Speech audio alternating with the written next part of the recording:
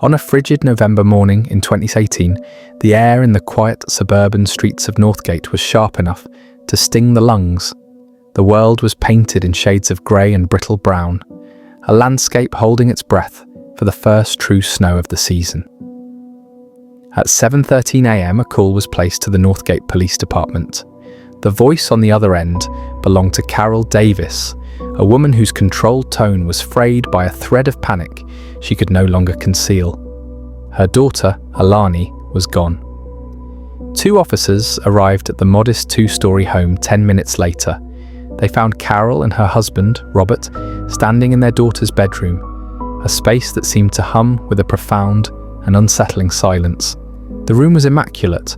The bed was perfectly made, the duvet smoothed without a single crease. A stack of textbooks sat in a neat rectangle on her desk, and beside them, propped open on a music stand, was the score for Bach's Cello Suite No. 3. It was the piece Auntie was preparing for her final audition, the one that was supposed to be her golden ticket to Juilliard. Everything was in its place. Her phone was on the nightstand. Her wallet, containing $43, and her student ID was beside it. Her winter coat was gone, as were a pair of sturdy boots, but nothing else. There was no note. There was no sign of a struggle. It was as if Auntie Davis, a girl whose entire existence revolved around precision and planning, had simply evaporated into the cold morning air. What the officers didn't know, what no one could have known, was that this neat and tidy room was the first lie in a story built on them. It was the opening scene of a tragedy that had begun months earlier, not with a disappearance, but with a promise. Auntie Davis was 18 years old, and she lived her life according to a strict and demanding score. She was a creature of discipline, a young woman who understood that greatness was not a gift, but a conquest, earned through thousands of hours of solitary, grueling practice. Her cello was more than an instrument. It was an extension of her own soul, a vessel for the towering ambitions she rarely spoke of, but which fueled her every waking moment. Her dark, intelligent eyes held a focus that could be intimidating, and her hands, though slender, were strong and calloused from a decade of devotion to the strings. She was at the top of her class at Northgate High, a school known more for its football team than its arts programme. But within the beige bricked walls of the music department, Auntie was a prodigy. Her talent was a bright, burning thing that set her apart from her peers, a fact that was both a source of pride and a profound burden. The pressure was immense. Her parents, loving but anxious, had sunk their modest savings into her education and her instrument.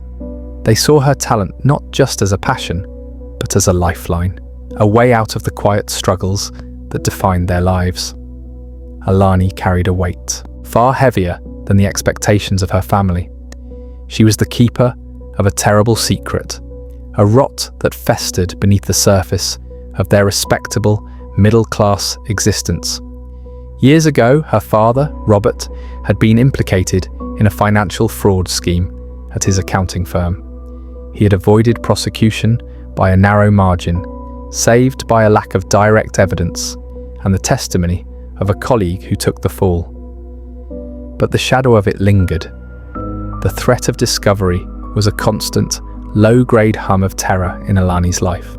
She knew, with the chilling certainty of a pragmatist, that a scandal of that magnitude would vaporize her scholarship opportunities and slam the doors of every prestigious conservatory in her face. This fear was her deepest vulnerability. It was a lock waiting for the right key. In August of that year, as the summer heat gave way to the first hints of autumn, Auntie's world was centered on one man, Mr. Jonathan Garrison. He was 50 years old, the head of the Northgate High Music Department, and a man who carried himself with the weary, patient air of someone who had seen true genius and knew how to nurture it. He had arrived at the school 3 years prior, a supposed transplant from the competitive music scenes of New York, bringing with him an air of worldly sophistication that felt exotic in their sleepy suburb. Mr. Garrison was tall and lean, with a mane of silvering hair that he often pushed back with a thoughtful hand. He favoured tweed jackets and soft-soled shoes that made no sound as he paced the polished floors of the auditorium. His eyes, a pale and piercing blue, seemed to see more than the notes on the page. They seemed to see the potential, the fear, and the ambition warring within his students. He cultivated a persona of the empathetic mentor, the one who understood the sacrifices required for art. He often shared stories, his voice a low, confidential murmur of his own supposed struggles as a young composer, of the rejections and the poverty he endured before finding his calling as a teacher. He claimed he found more fulfillment in shaping the next generation than in chasing his own fading glory. It was a narrative that was both tragic and noble, and it was utterly captivating. He had identified Alani's talent in her sophomore year, but it was in her senior year that his focus became laser-sharp. He saw not just her technical skill, but the desperate, hungry ambition behind it. He recognized her vulnerability as clearly as if it were a brand on her skin.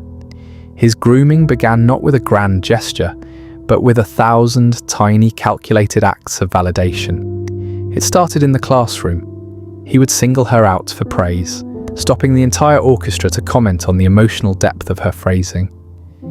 He explained to the other students that Alani had a connection to the music that could not be taught.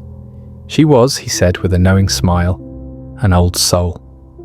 This praise was intoxicating. It made her feel seen, not just as a diligent student, but as a true artist. It separated her from her peers, placing her on a pedestal that was both exhilarating and deeply isolating. Soon he began offering her private lessons after school. He framed it as a necessity. "The school's curriculum is holding you back, Alani," he told her one afternoon, his voice laced with conspiratorial concern. "To get into a place like Juilliard, you need to be pushed beyond these walls. I can do that for you." Her parents, thrilled at the prospect of this extra free tutelage from such a respected teacher, readily agreed. They saw it as a blessing, a sign that their daughter's hard work was finally being recognized. They couldn't see the carefully laid trap. These private sessions, held in the cavernous, empty music room as dusk settled outside, became the center of Alani's universe. It was here that Jonathan Garrison meticulously built the foundation of his control. He was no longer just Mr. Garrison, the teacher. He was Jonathan, her mentor, her guide, her sole confidant in the high-stakes world of classical music.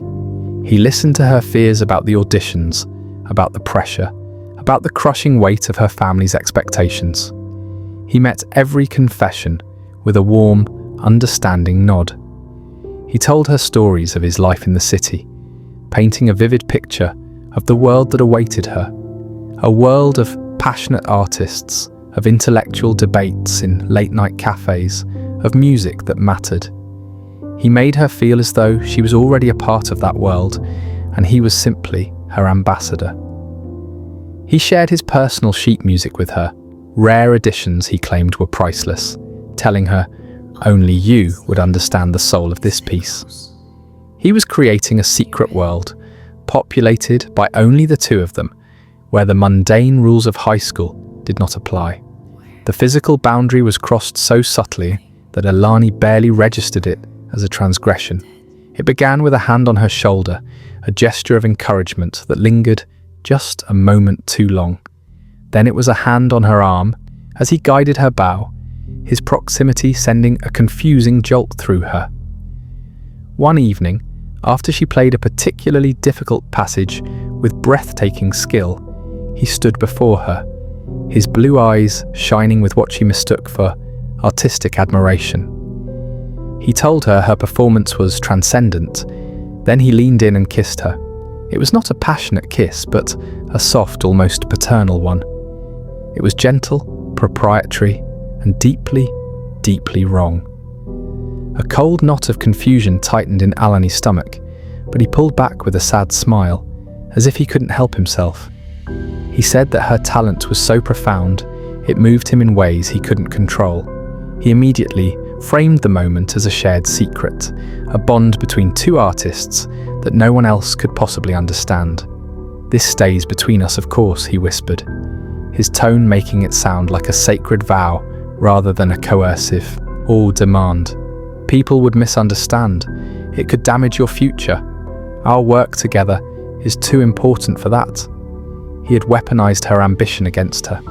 He made the secrecy her responsibility, a necessary sacrifice to protect her own dream. And because she wanted that dream more than anything, she agreed. The secret became a chain, linking them together. The relationship escalated from there, always within the insulated walls of the music room. He was careful, methodical. He never pushed her too far, too fast. He mixed moments of intimacy with hours of intense musical instruction, blurring the lines until she could no longer separate the teacher from the lover, the mentor from the manipulator. She was 18, legally an adult, a fact he was keenly aware of, but she was also his student, a young woman who had been conditioned to trust his authority and who was desperate for his approval. The first significant gift arrived in early October. Alani had been complaining about her cello bow, an old, slightly warped piece of wood that was limiting her technical ability. A new professional-grade bow cost thousands of dollars, an impossible sum for her family. A week later, Jonathan presented her with a long velvet-lined case. Inside was a magnificent bow of Pernambuco wood, perfectly balanced and exquisitely crafted. Alani was speechless. She knew it was worth more than her family's car. She protested, saying she couldn't possibly accept it. But he was ready with his justification. He explained with a dismissive wave of his hand that it was an investment. "Think of it as a scholarship, Alani," he said, his voice warm and reasonable. "From me to you. An artist cannot be constrained by their tools. This isn't a gift, it's a necessity for your future. Our future." The word "our" hung in the air, binding her to him with an unspoken contract of gratitude. She felt a profound sense of obligation, a debt that she knew could never be repaid with money. This was the first step in a deliberate campaign of escalation. The gifts became more frequent, more personal. He bought her expensive sheet music imported from Europe. He gave her a new, sleek smartphone, telling her it was so they could communicate more easily and discreetly. He justified it as a tool for her career, for recording her practice sessions and networking, but he set it up for her, and what she didn't know was that he installed a tracking application, a silent sentinel that reported her every movement back to him. He began to subtly, systematically isolate her from her support system. Her best friend, Maya, was the first to notice the change. Alani was suddenly distant, always busy with extra lessons. She stopped going out with their friends on weekends, offering vague excuses about needing to practice. Maya, a sharp and loyal friend, was suspicious. She asked Alani directly if something was wrong. "You seem different," Maya said one day at lunch, "and you spend all your time with Garrison. It's weird." Alani, parroting the lines Jonathan had fed her, became defensive. She explained that Maya just didn't understand the level of dedication required to become a professional musician. She said that Mr. Garrison was the only one who truly believed in her. The conversation ended in a tense, wounded silence. Jonathan had successfully planted the seed of doubt. He had reframed her friend's concern as jealousy, their love as a distraction that would hold her back from her destiny. Alani began to pull away, retreating further into the exclusive world Jonathan had built for her. He even managed to create a distance between Alani and her parents. He would call her in the evenings to discuss music, conversations that would last for hours. Her parents, initially pleased, began to feel shut out. He encouraged Alani to practice at the school late into the evening, telling her the acoustics in the auditorium were essential for her preparation. He was monopolizing her time, ensuring that he was the primary voice in her life, the sole arbiter of her thoughts and feelings. Her world had shrunk, and at its centre was Jonathan Garrison. She was living in a gilded cage, and the gifts were the bars. The dynamic shifted in late October. The change was subtle at first, a slow poisoning of the atmosphere between them. The paternal warmth that had been his primary tool began to cool, replaced by a possessive intensity. The relationship, which had once felt like a secret, exciting collaboration, now felt like a set of rules she was required to follow. He started to dictate what she should wear, suggesting that certain clothes were more professional and befitting of a serious artist. He insisted she be available to answer his texts immediately, day or night. If she was slow to respond, he would grow cold and distant, punishing her with a silence that felt more threatening than any angry word. The true turning point, the moment the mask slipped and revealed the monster beneath, came on a rainy Tuesday afternoon. Alani was in the practice room, her mind frayed from a difficult passage of music. Her phone buzzed with a call from her mother. Forgetting Jonathan was in the adjoining office, she answered it. Her mother's voice was thin with anxiety. A reporter from a local newspaper was sniffing around, asking questions about the old fraud case involving her father. Someone, an old colleague with a grudge, was threatening to talk.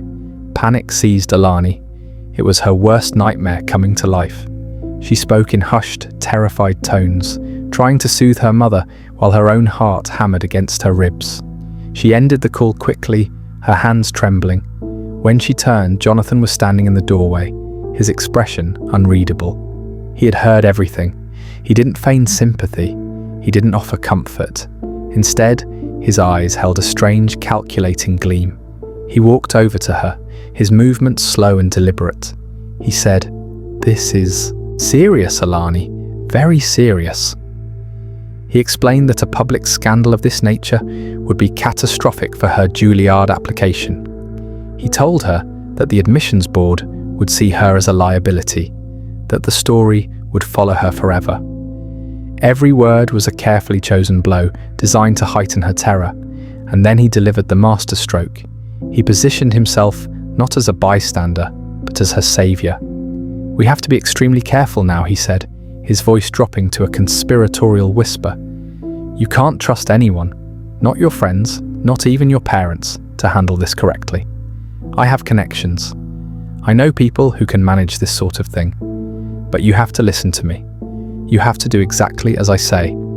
Your entire future depends on it." In that moment, he seized complete control. Her family's secret was no longer her burden alone. It was his weapon. He used it as the ultimate justification for his escalating control. The tracking app on her phone was no longer for convenience. It was for her safety, to make sure she wasn't meeting with anyone who could put her at risk. The constant texts were not about possessiveness. They were necessary check-ins to manage the crisis. He forbade her from speaking to Maya about it, convincing her that her friend would only gossip and make things worse. He had transformed her prison into a fortress and convinced her it was for her own protection. The weight of the secret, combined with her dependence on him, crushed her spirit. The joy she once found in her music began to wither, replaced by a gnawing anxiety. The cello, once her escape, now felt like a chain, another link binding her to him. The music room was no longer a sanctuary. It was his domain, a place where she felt constantly watched, constantly judged. She was trapped, and the person who held the key was also her jailer. The first week of November was a blur of manufactured crisis. Jonathan fed Alani a steady diet of fear, inventing updates about the reporter and the imminent threat to her family.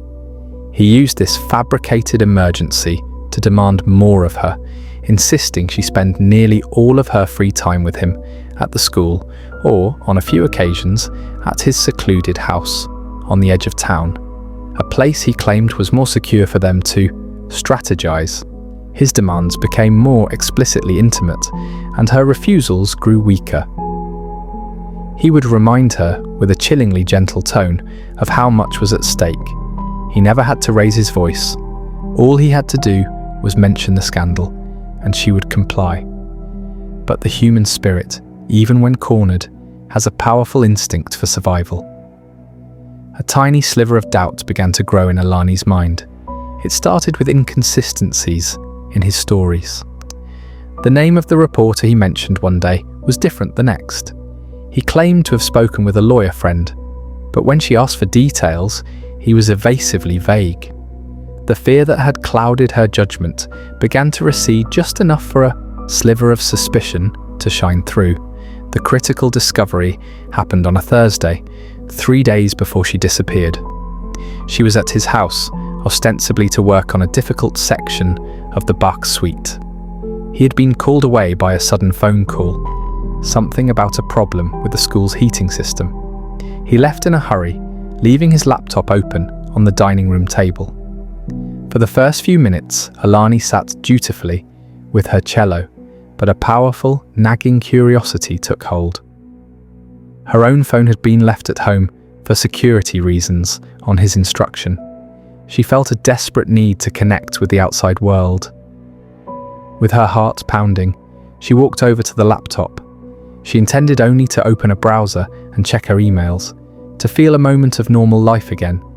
But the screen was open to his email client, and at the top of the inbox was a message with a subject line that made the blood freeze in her veins. Update on Amelia Vance. Amelia Vance, the name was familiar. She'd been a gifted violinist at Northgate High 2 years before Alani's arrival, a brilliant musician who, according to school legend, had suddenly and mysteriously transferred to a school in another state just before her senior year. The official story was a family issue. Alani's hands trembled as she clicked on the email. It was from a man she didn't know. The message was brief and cryptic. "Jonathan, she's becoming a problem. Her parents are asking questions again. You assured me this was handled." Alani's mind raced. What was handled? Why was Jonathan involved with a student who had left years ago? Driven by a terrifying new instinct, she started searching the laptop. She found a password-protected folder deep within the documents directory. She tried a few simple passwords: music, cello, Northgate, with no luck. Then a chilling thought occurred to her. She typed in her own name. Alani. The folder opened. It was a meticulously organized archive of horror. Inside were subfolders, each labeled with the name of a different girl. Amelia Vance, Sarah Jenkins, Emily Cho. There were at least a dozen names, stretching back over a decade, covering his tenures at 2 previous schools before Northgate. Each girl's folder contained the same terrifying pattern of information. There were detailed notes, written in Jonathan's detached analytical prose, identifying each girl's specific vulnerability. For Amelia, it was a secret eating disorder. For Sarah, it was a shoplifting charge that had been expunged. For each one, there was a file detailing the grooming process. The initial praise, the manufactured intimacy, the gifts that created obligation. He had a playbook. He was a predator who operated with the systematic precision of a scientist. Then she saw the photographs, intimate pictures of the girls, taken without their knowledge, and in her own folder, she found pictures of herself, taken in the music room when she'd been changing or lost in her practice. The violation was so profound, it stole her breath. He had been documenting her, cataloguing her like a specimen. The worst was yet to come. In Amelia Vance's folder, she found a series of audio files. The last one was dated a week after Amelia had supposedly transferred schools. Alani clicked on it. She heard Amelia's voice, desperate and pleading. She was crying, begging Jonathan to let her go, to not tell her parents her secret. Then she heard his voice, no longer the warm, encouraging mentor, but a cold, flat monotone. He told her she'd been a disappointment. The recording ended abruptly. Alani stumbled back from the laptop, a strangled sob caught in her throat. She was not special. She was not a prodigy he had fallen for. She was just the next name in a long, horrifying sequence. The other girls hadn't just transferred. They had been silenced, disappeared. The realization crashed down on her with the force of a physical blow. Her relationship wasn't a mistake, it was a method. Her secret wasn't a crisis he was helping her manage, it was his leverage. Her future wasn't something he was protecting, it was something he was planning to steal. She heard his car pull into the driveway. Panic, pure and primal, flooded her system. She closed the folder, closed the laptop, and scrambled back to her cello. Her hands shaking so badly she could barely hold the bow. She had to get out. She had to tell someone. But she knew, with a certainty that chilled her to the bone, that he could not know that she knew. Her life now depended on one last performance, pretending she was still his willing, trusting prodigy. For the next 2 days, Alani lived in a state of suspended terror. She moved through the world like a ghost, her mind consumed with a single, desperate objective: escape. She knew she couldn't just run. He was watching her. The app on her phone tracked her every step, and his constant texts were a digital leash. She had to be clever. She had to wait for the right moment. She decided to confront him. It was a terrifying, reckless decision, born of a young woman's desperate need to reclaim some semblance of control over her own life. She convinced herself that if she could just get him to admit what he had done, perhaps she could use it as leverage to get away. More than that, she wanted to see the mask fall. She wanted the monster to show his face, to confirm the horrifying truth she had uncovered. It was a fatal miscalculation. On Saturday night, the night before she was reported missing, she told her parents she was going to the school for one last late-night practice session before her big audition the following week. It was a plausible lie, one she had used many times before. She texted Jonathan telling him she was feeling overwhelmed and needed to talk to him, to see him. She knew he would not be able to resist the appeal of her supposed vulnerability. She met him in the familiar cavernous music room. The Hyur place that had once been her sanctuary now felt like a tomb. The air was thick with the ghosts of his secrets. She stood before him, her cello case clutched in her hand, like a shield. She didn't waste time with pleasantries. Her voice, though trembling, was clear and cold. "I know about Amelia Vance," she said. "I know about all of them." For a single silent moment, Jonathan Garrison's face remained a placid mask of concern. He feigned confusion, asking her what she was talking about. But Alani saw the flicker in his pale blue eyes, a flicker not of surprise but of assessment. He was calculating, weighing his options. She pressed on, her voice gaining strength from her righteous fury. "I saw the files on your laptop, Jonathan.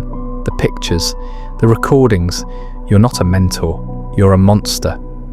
And then the mask did not just slip, it shattered. The warm, empathetic teacher vanished, and in his place stood something utterly devoid of humanity. His face became a flat, empty canvas. His voice, when he finally spoke, was a chillingly calm whisper. "You were always too clever for your own good, Alani," he said. There was no anger, no panic, only a profound, terrifying coldness. He took a step towards her. "You should have just played your music," he continued, his voice dangerously soft. "You had a gift. I was giving you everything, a future, protection, and this is how you repay me." He was twisting the narrative even now, painting himself as the victim, her as the ungrateful traitor. Alani backed away, her hand fumbling for the door. "I'm going to the police," she said, the words sounding weak and small in the vast, empty room. A thin, cruel smile touched his lips. "And what will you tell them? That you, an adult, were in a consensual relationship with your teacher? And while they're investigating that, I will be making a phone call of my own, to that reporter who is so interested in your father's past. Your family will be ruined. Your Juilliard dream will be a puff of smoke. You will have destroyed everything you ever worked for. Is that what you want?"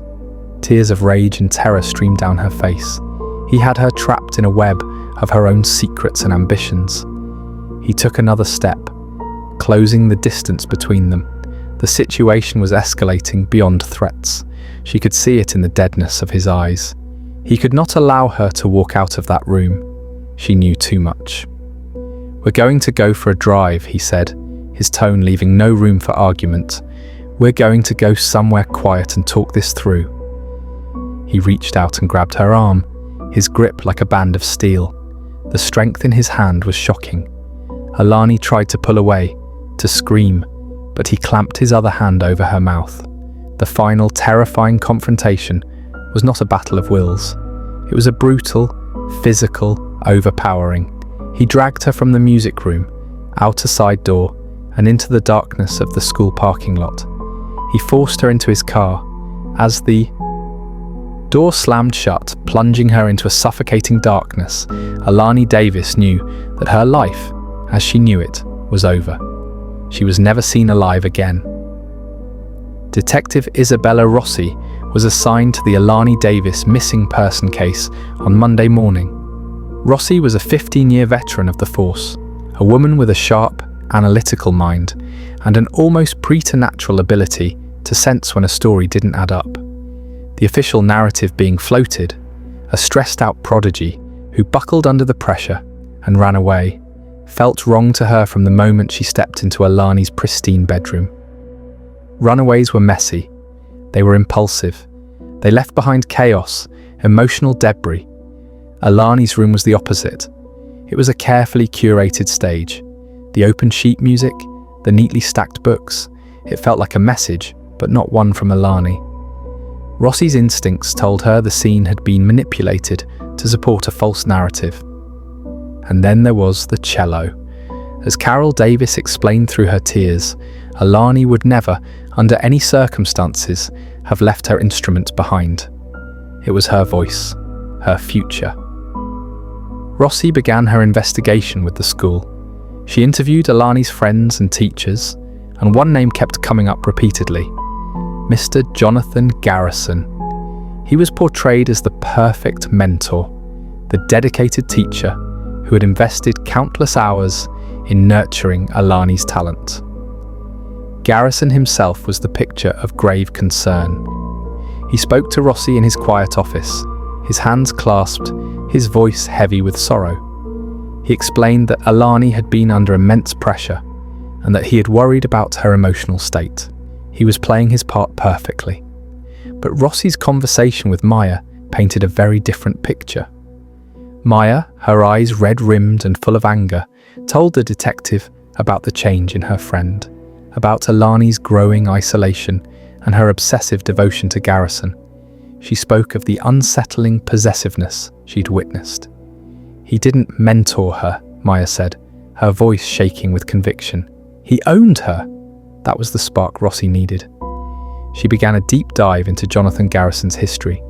She discovered he had moved around frequently, a red flag for any educator. She contacted the police departments in the 2 previous towns where he had taught. At first there was nothing, but then a retired detective from a small town in Pennsylvania remembered a case. A gifted young pianist who had abruptly left school, supposedly to care for a sick relative. The family had moved away shortly after. The case was never officially investigated as anything suspicious, but the detective had always had his doubts. The girl's name was Sarah Jenkins. It was one of the names from the folders Alani had found.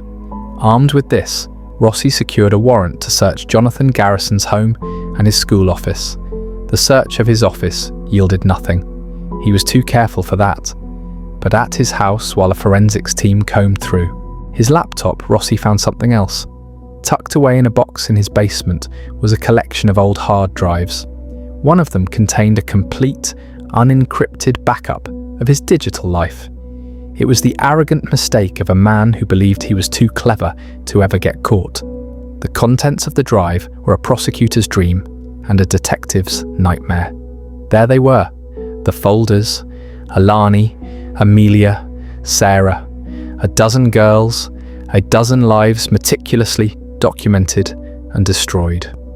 The notes, the photos, the chilling audio recordings. It was a complete blueprint of his predatory methodology. A forensic psychologist, brought in to analyze the files, described Garrison as a classic narcissistic sociopath who derived pleasure from the systematic destruction of innocence and potential. He didn't just abuse his victims, he savoured their downfall. The most damning evidence was in Alanie's folder. It contained a draft of a suicide note, written in a style that mimicked her own. And in a separate encrypted file, they found a series of GPS coordinates, time-stamped for the early hours of Sunday morning. They led to a remote, densely wooded area of a state park nearly 2 hours away. It was there, buried in a shallow grave beneath a pile of autumn leaves, that they found Auntie Davis. Jonathan Garrison was arrested at the school, taken from his classroom in handcuffs in the middle of the day. The charming facade finally crumbled, replaced by a sneering, contemptuous rage. He never confessed. He never showed a flicker of remorse. He was convicted on a mountain of digital evidence and sentenced to life in prison without the possibility of parole. The investigation into the other cases was reopened, providing a final tragic resolution for families who had been left with only questions for years. The case of Auntie Davis sent shockwaves through the community and beyond. It served as a horrifying cautionary tale about the subtle nature of psychological manipulation and the abuse of trust in positions of power. The Northgate School District implemented sweeping new policies regarding teacher-student interactions, creating stricter boundaries and oversight. But the real impact was in the countless conversations it started in homes and schools across the country. Conversations about recognizing the red flags of grooming and empowering young people to trust their instincts. Auntie never made it to Juilliard. She never got to fill the world's great concert halls with her music. Her life was a brilliant, beautiful composition, cut short by a man who saw her light and sought only to extinguish it. But her story became its own kind of music, a somber, powerful melody of warning and remembrance, a tragic but vital legacy that would, in the end, save others. It was a final heartbreaking score, written not on paper, but in the painful memory of a life stolen far too soon.